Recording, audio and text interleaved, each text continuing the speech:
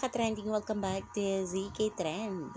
Hanggang ngayon nga ay marami pa rin ang umaasa na makita nga sina Donnie at Belle na kasamang magbakasyon sa Korea.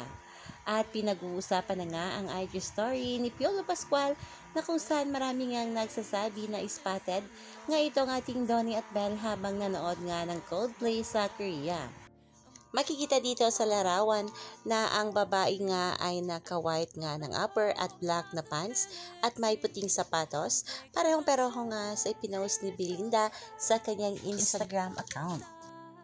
At makikita pa sa IG story ni Piolo Pascual na zinumpa niya ang dalawang ito na marami ngang nagsasabi na sina Donnie at Belle ito. Ayon pa dito sa komento ng ilang bula sa X, the way na parang may hinahanap si Papa P, tas nung spotted bigla siyang nag-zoom at steady for a second. Height difference, the way mag-apayan, formahan outfit ng dalawa, the way nagsandal, hairstyle, aura ng tindig, tayo, very Don Bell. Pakibasag na lang if ever. #Don Bell. Ayon pa dito, IG story ni Papa P, nasa concert siya ng Coldplay.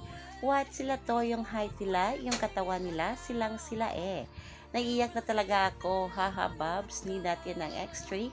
Mga investigator dyan, ito na po assignment nyo. At narito pa nga ang ilang mga komento ng mga bula sa X na kung saan marami ngang nagsasabi na sina Donnie at Belle ito at panoorin natin ang naging IG story ni Piolo Pascual.